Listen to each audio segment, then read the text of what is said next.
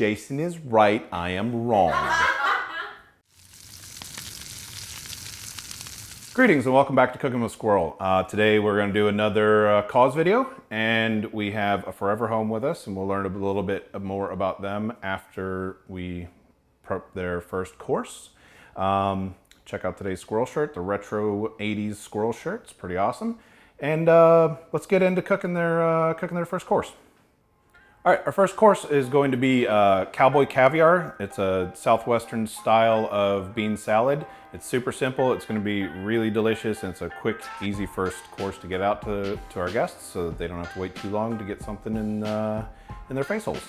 So let's plate it up. Almost everything in here except for the beans came from the farmer's market in Leesburg. This is very fresh, very tasty. The corn especially is delicious. Get a little bit of extra cilantro on top and some chips of both varieties.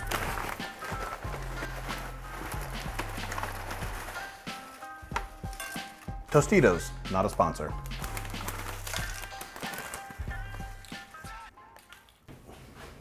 All right, our first course, the Southwest bean salad, also known as Cowboy Caviar. It's been very popular on the internet recently.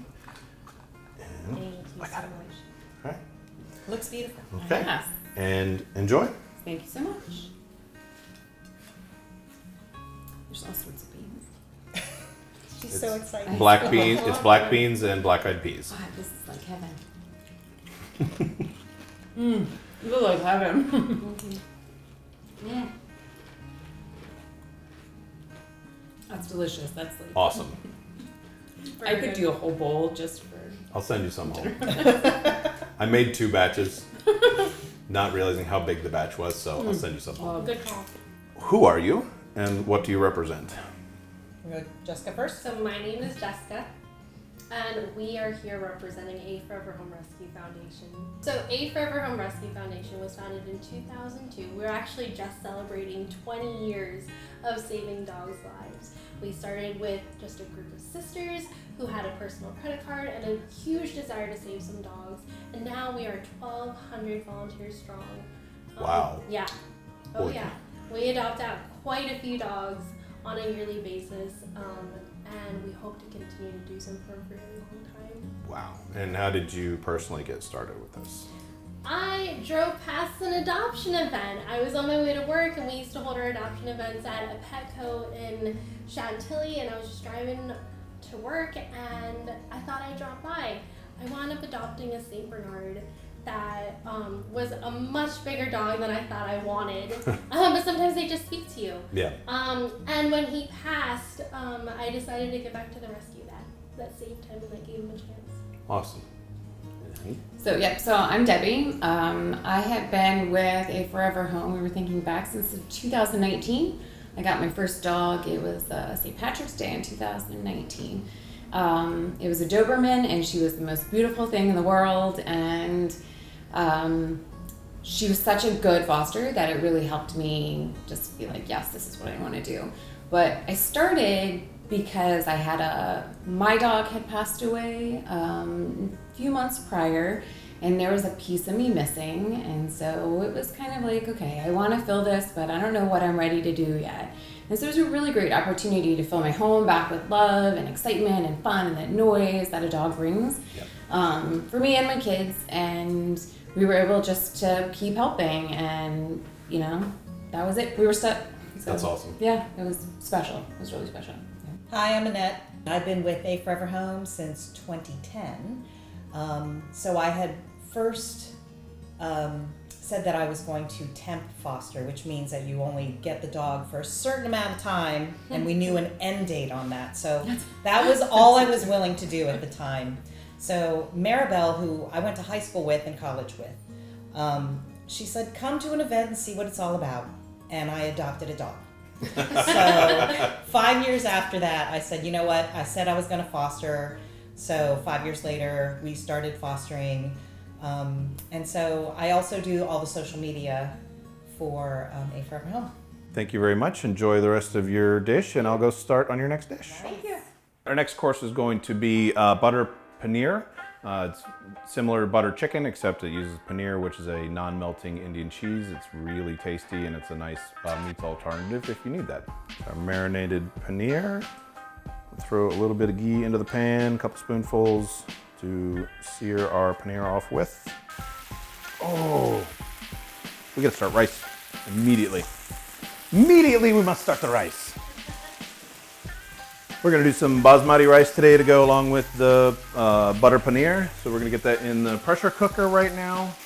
Well, let's get a little sear on a couple of these sides. You know, it's cheese, you don't have to cook it, but this will add some flavor. Coming out. So this time we're using whole butter instead of ghee for a little more flavor in the sauce from the milk solids. All right, we're starting on the sauce. I'm gonna add in a little over 2 cups of tomato sauce. This particular one is a passata. It's basically just strained, let's turn that down a little bit. Strained tomato puree.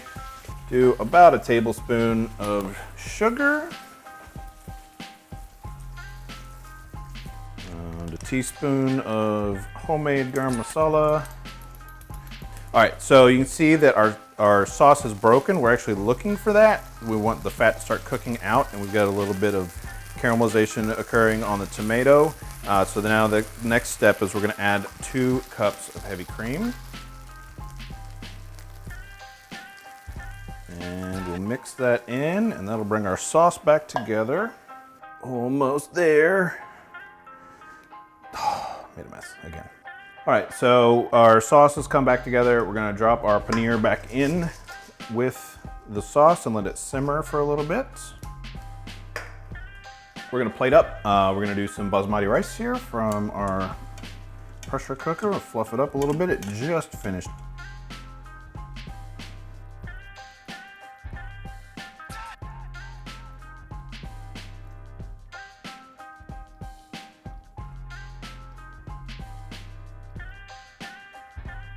And just a little bit of plain yogurt as a topper.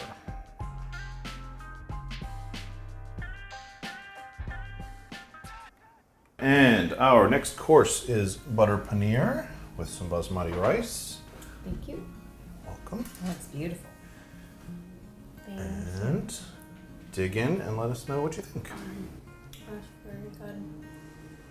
Oh, that's super good. Oh wow, that's a good Yeah, reaction. you gotta, from somebody who didn't Wow. have paneer before. Well, she hasn't had any Indian. I haven't before. had Indian food, and I've never had this cheese before, and everything's all new. That's tasty. Isn't it? Mm. Very good. You're getting spoiled, but the first 2 courses were me. were you. So, can you tell us a little more about how a Forever Home operates? Sure, I'll start from the foster side. As a foster organization run solely by fosters, so the dogs all go to people's homes. When we get information from an organization, from a shelter that's looking to send their dogs to a foster rescue group, we get emails sent out to all of the potential fosters, and at that point, we can choose whether or not we are ready to do that. So as a foster, I can look at a list of dogs that comes out and say, yes, this dog fits my timing, what I can do, whether it's a puppy or whether it's an older dog, what fits in my home, do I have a time for it, or maybe do I need to wait a little bit longer? So it's really up to us as fosters what we can do and what's available to us, which is fantastic, because you're able to make the choices, you're able to make those decisions. So we choose the fosters, they get sent to us on, Transport, that's the word I was looking for. And so we meet, like yesterday was a transport for a new set of dogs that we got. So the transport van comes, all of the fosters that have signed up and agreed to take the animals in, we go, we pick up our fosters, the couple things we have to do depending on the age of the dog, we bring them back to our houses, and we take care of the dogs for the duration until they're adopted out. We feed them and we take care of them. We teach them manners, how to be good canine citizens. It's really important for us to get to know a dog so that we can make sure that when we're talking to potential adopters, that we can understand what they're looking for and make sure that is this the right dog for you or your family. That's super important. Being able to be a foster gives us that opportunity to really know and understand the dog and the dog's needs and best fit the people. So, and then we can bring potential adopters to our homes if we want to, or they can go to, a potential adopter could go to an event that we hold. But we're responsible as the foster with kind of checking the applications and communicating with potential adopters. We provide the initial meetings for the adopters. And then once the potential adopters decide, yes, I want to go forward, then that's kind of where the position moves to the adoption process, which I'll let Jessica talk about. And then we just take care of them until it's time for the adoption, and then we get them over to the people. And just so you know that A Forever Home pays for all the food and medical, and not all rescues do that, but we do both of those so that the foster doesn't have to worry. And about supplies. That. We have we have a supply van and we have a warehouse, so I don't have to have anything. We have great folks that want to volunteer to donate things that. So just get beds and newspapers and stuff love like and that. safety. So. Yep. And as a point of clarity, I know because I'm involved in a different rescue. But when you say you're a foster only, that means that you don't have a physical location anywhere. Correct. That's exactly what it is. A Forever Home Rescue Foundation is 100% foster-based and volunteer-run, so we don't have a physical facility. We rely on fosters to take care of these dogs until they get adopted.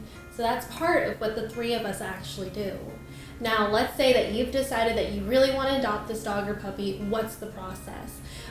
Step one would be to meet the dog or puppy, whether that's virtually or whether that's at one of our adoption events. After that, you're going to fill out an application. What we do is we do a phone interview and a virtual home check. Our process takes a week. So once you submit that application, if you are approved to adopt with our rescue, then you would be picking up the dog the following week. It's typically on Saturday. You meet with me at the Webbers of Chantilly, and I get you sorted out. And then you can take the dog home. Awesome. Yeah.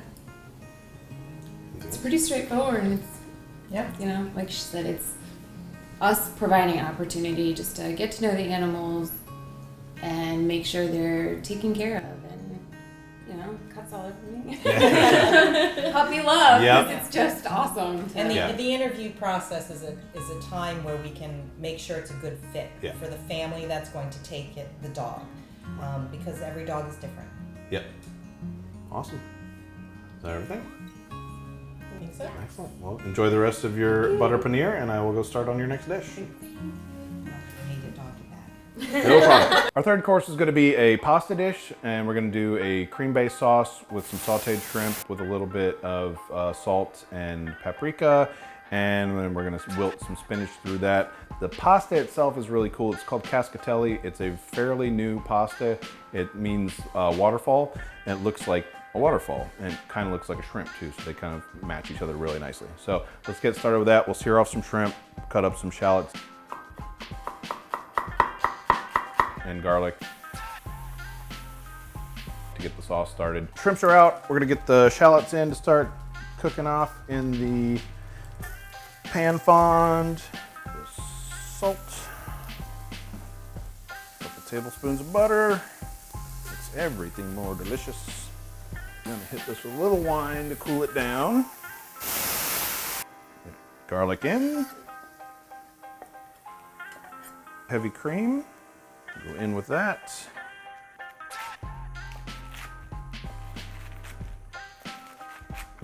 In with our spinach, and we'll cook that down a little bit.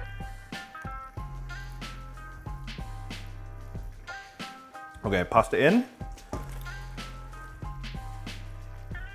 All right, we're gonna plate our pasta. Couple shrimps.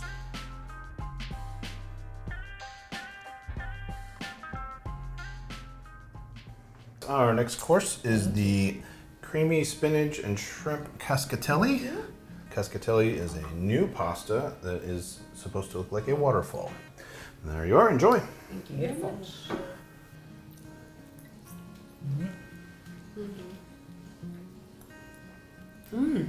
Yeah. That's a different flavor. Spinach is very earthy. Maybe that's what I'm Yes, tasting. it's probably the spinach. It's a very, very earthy spinach. The cream and the shallots and the garlic's all there, but it's mild. I wanted to do a mild dish in the middle of all these like crazy, like really flavorful dishes. So it's creamy and kind of balanced. It is light. It's nice. I love these noodles. So I understand it's your 20-year anniversary, and I was curious if you had any special moments that you would like to share from that 20 years. We had a dog named Riley who had 15 puppies. She was on a concrete porch having her puppies, and then she got hit by a car, so she had no use of her legs. She had 15 puppies. Oh, wow. And AFH took all of them. And they all eventually got adopted out. Riley had 4 surgeries. She had to learn to walk all over again. She was a great, sweet mother, and she got adopted out very soon after that too. We had, I wasn't around at the time, but we had gone to Hurricane Katrina, Right. and helped out there. They went down when Michael Vick had his dog fighting. They helped out getting some of the dogs from there. There was something we called Yorkie Claws. It was around Christmas time, and there was a Yorkie hoarding situation, or a puppy mill. And so they rescued, 34, and they did it like overnight. So everybody who had volunteered to foster all had to come at like midnight to get these dogs, and everybody did. So it was really a great thing. What were you thinking of? So I was thinking about, in the rescue world, and I think that this goes for just about every rescue out there, when the pandemic hit, it really affected a lot of people, but it affected shelters so significantly because everything got shut down. Yeah. I had just bought my house. I was renting an apartment prior, and then I had moved in just right around the beginning of lockdown, and I said, it was just me and my son, and we said, we've got the space to foster puppies. And the first thing, so I moved in on a Tuesday, and on Thursday I picked up my first litter, and it was Jessica's Corona 8-pack. And so I named him Tequila, Soju, Heineken, Corona. Nice. I mean, I named him all these really fun names. Yeah. And fostering puppies, and I'm sure, Debbie, you can relate, it's hard. It's a lot of work. It's a lot of messes to clean up, and it can be noisy and things like that, but it is so rewarding. The year 2020, just my son and myself, I fostered 49 dogs and puppies. Wow. Because they got adopted so quickly. I just, as soon as they got adopted out, I would take on another litter. But a lot of people were worried about how so many dogs are getting adopted out. What's the return rate going to be like? And I got very lucky. And I know that this isn't necessarily for everybody, but I know that for me personally, I was processing my own applications, I was doing my own interviews, I kept a diary entry, and I was keeping these people updated on a weekly basis. Growth charts, mile markers, things like that, sending them photos. I had the Pokepup diaries that I had for my Pokemon puppies, and out of 49, I only had 2 that were returned, and one was because of allergies, and the other one was because there was a very serious medical issue. So it wasn't necessarily an influx, and I think that I personally got very lucky in that.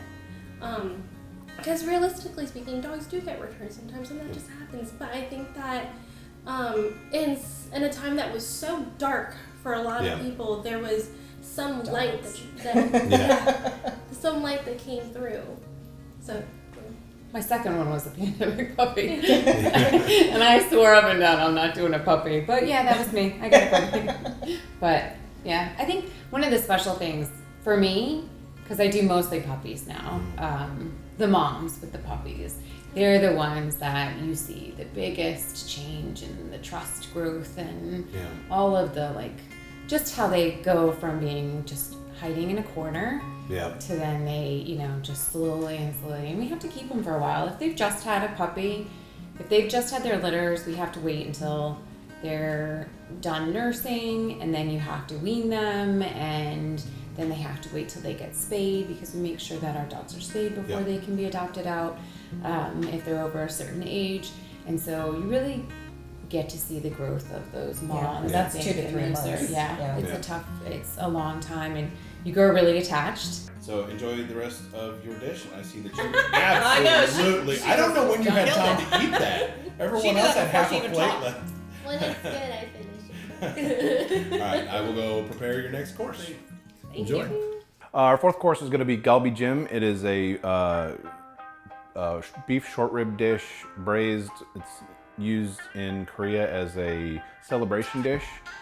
It's just got a whole bunch of awesome stuff in it. It normally has carrots. We have somebody allergic to carrots today, so I swapped out butternut squash, which cooked down a little bit, but we'll see how that goes. It has some beef short rib, daikon radish, jujubes, and just a whole smattering of other stuff. The recipe will be linked down below.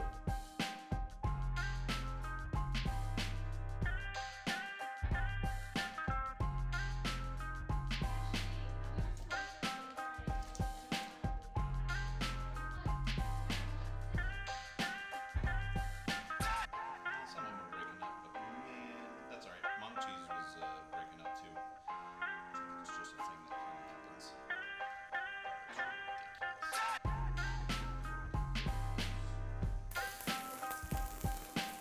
All right, so we're gonna plate up the Galbi-jjim on some rice. So we have our rice from earlier. We'll get that on. Short rib on top of the rice, and then we'll put some of the other fixings around the sides. This looks amazing. Not trying to toot my own horn over here. I'm really excited about trying this one myself.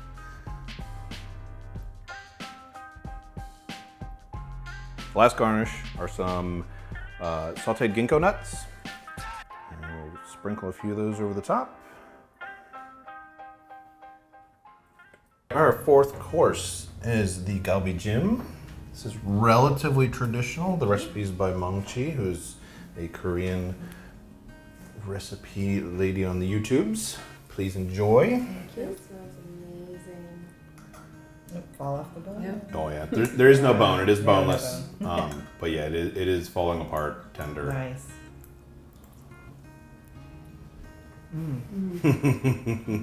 So our fourth question is, what are some of the current challenges that you're facing as an organization? So I guess I'll start. So as Jessica said earlier, we have not had a big influx of return dogs to AFH, and I think we can attribute that, as much as I'd like to say, to the fact that we do work so hard to match families and owners with the right dogs, and making sure that the dog is a perfect fit for the house, and we always hear that, we've nailed it on that one, so I will brag on us for that. So while we haven't had a return, I know nationwide pandemic adoptions are turning around now to being returned dogs to shelters across the nation. So when those shelters are getting the animals, then we are being asked to take in more into the Rescue Foundation. So it creates an influx of dogs to us as new dogs coming in. So that's been, I think, across the country over the past couple months, just because of the high rate of adoption during the pandemic. Yeah. So I think that's one of the challenges, just the number of dogs, and making sure that we can accommodate everybody. Yeah.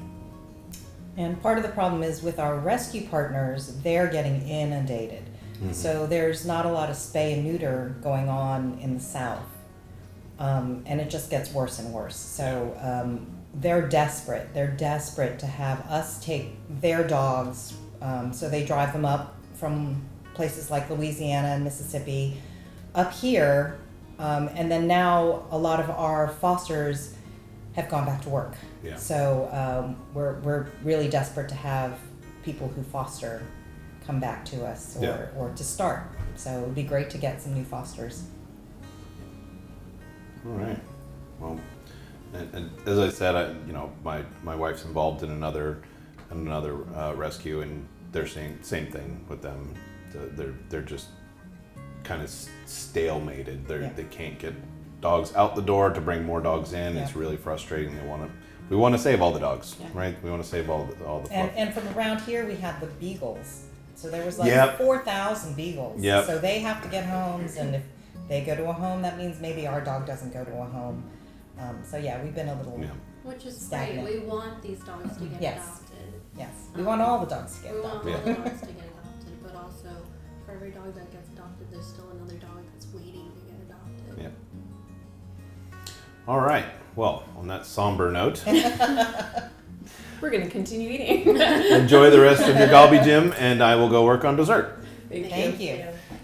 So our fifth course is going to be dessert course, and dessert course today is going to be very simple. We're going to do a choux pastry filled with some tasty Tillamook ice cream, sitting on a bed of a strawberry coulis, and then maybe a little drizzle of chocolate. So let's jump into making the coulis because we need to get that done so that it can cool down.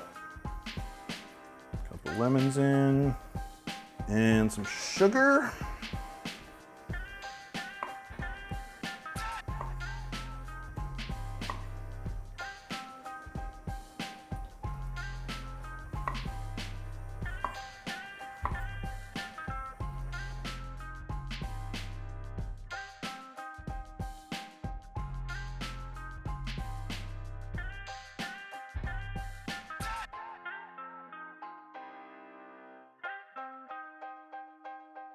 All right, we're gonna plate up. We're gonna do a little bit of this strawberry coulis. We'll just do a little sploosh in the middle, happy little puddle. We're going to take our choux pastries. We're going to set them right in the puddle. That's our strawberry. This is the nice vanilla bean from Tillamook. All these are from Tillamook. My favorite commercially available ice cream, coffee almond fudge. Last of the three. I guess this is almost a Neapolitan. There's some chocolate in there. Put our hats on. A little chocolate.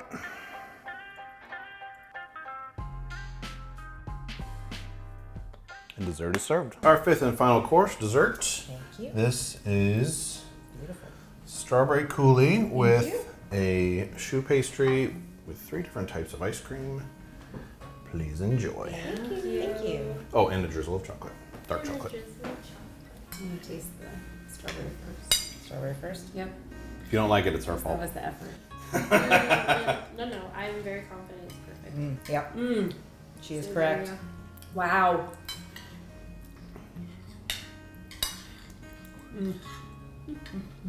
Somebody's happy. All right. My last name is Sweet, so Oh, it's very fitting. That's yep, true. just true, yep. My fifth and final question is the same question I always ask. How can we, that being me, personally, and my subscribers and viewers, help? So, besides fostering, a great way to get involved with our rescue is to just volunteer. We hold physical adoption events at the Weber's in Chantilly from 12 o'clock to 3 o'clock. We don't have an age limit, so you can come with your kids and we're happy to help you. And really, it kind of helps socialize our puppies. Who doesn't love those puppy cuddles? We need help holding leashes, and there's a few other things during the event that we might need a hand with, and we always appreciate extra help. Besides that, we can always use people to help us with transports and things like that. Sometimes we have some errands that we need to run and we need an extra set of hands. There's always a way to help out, and we're happy to receive any and all kind of help. Newspapers, people who still read newspapers, people like newspapers. Every puppy foster needs newspapers. Makes sense. If you use dog beds, towels, Toys. things like Treats. that. We would collect donations for all of that. For anybody, I did want to mention, for anybody who's interested in being a foster but not really sure, a lot of us will be happy to provide our personal information. Just be like, give me, you know, like really what's the deal? So if anybody wants to but isn't quite sure, you can always ask us. And that runs to social media, so, you know. Yep. For all me, the social media I would things say that are going on. if there's nothing else that you do, if you hit the follow button, hit the like button, leave a comment, cost you nothing, and it really, really helps us out a lot to keep spreading it. So we are on Facebook, we're on Twitter, we're on Instagram, and we're on TikTok. Awesome. And I run all of that, so so I would really appreciate it if the word gets out, if you share. It just really helps us out. And a lot of us, and if we tag on one of the social media platforms, if we tag A Forever Home, then Annette shares it also. And we open, you know, ourselves to direct messaging, too. I'm happy to continue to talk through that way, Awesome. too. So, yeah. And one other way to get back to our recipe, which doesn't cost you anything, we all shop on Amazon nowadays. Yes. Amazon Smiles is a fantastic way. For every time you make a purchase, they'll donate something to our rescue. And that's actually, I do a lot in my shopping on Amazon, and I think that's another way for us to monetarily give back to the rescue as well. And I would assume that pretty much, aside from the Amazon thing, all these things, you can find information about this on your website, I Yes. assume. Absolutely right. And I assume you also take monetary donations. You didn't mention that but you do? Yes, and Okay. and a lot of like a lot of kids will do a lemonade stand for us. Oh, Run a 5K in our Yeah, honor. we've Things like had that. a lot of things like that where kids can help out and families can help out in that way. But you know, a straight donation is never turned away. all right. Well, all of those things will be down in the description. I'll make sure I get all of your information when I'm editing the video. I'll make sure it all goes in so that people can find you and get those links to everything, all of Perfect. your socials and your website and all of that stuff. As you can tell, we are very passionate people. Anyone who has any type of questions, we are happy to answer it, and we'll answer as many as you have. Yeah, and we have fosters in Maryland. We have, you know, in DC and in Northern Virginia, so they don't have to be just local to like the Chantilly area where we have our events. But you know, they can be pretty metropolitan, not Neapolitan. Awesome. So thank you so much. Please enjoy the rest of your desserts, and I'll go clean up. So We appreciate it. Thank you so much. The This has food been was awesome. fabulous. Thank you. glad you liked it. Very fabulous. I'm going to keep eating before my ice cream melts. Enjoy, yes. Eat before your ice cream melts. So I'd really like to thank Forever Home for coming out and having a nice 5-course meal with me. I love feeding people and I love helping people. So that's why I do what I do here. Please, please, please check them out. Go to their website. Go check out their socials. If you're local and you have the time and the ability, please help them out with either any one of the things that they let us know that what they need. And all of their stuff will be linked down in the description. And as far as the dishes this evening, I wanted to make sure I called out all the other creators who put those recipes up if they weren't mine. The Cowboy Caviar was from The Domestic Geek on YouTube, and I will link her original video in the description below as well. The Butter Paneer was from Vijaya, who also YouTube video. I'll link her video below. It's fantastic. All these recipes that weren't mine were awesome. Try them out. The creamy spinach was mine. That's just something I did off the cuff. Check out the Cascatelli pasta if you can find it. It's really, really cool. The Galbi-jjim is the Korean braised short ribs. That's a Mangchi video, and I will link her video below. And the almost Neapolitan ice cream dessert was just something I threw together. If you want to help the channel out, it really makes a difference. Chris and Sharon, who host this, Chris went to me the other day. You say that subscriber and that subscribe and bell thing all the time. I didn't think it meant anything. I was like, it means a ton. And so I had to, even my own guy, I had to poke him. So he's now doing the comments and all the likes. So it really does make a difference. It helps out. It gets the algorithm doing whatever it does to get us out there. So like, subscribe, comment, hit the bell for notifications for all the new videos. And if you have it within your ability, go out and make the world a little bit better place. Do something nice for somebody today. And thanks for stopping by.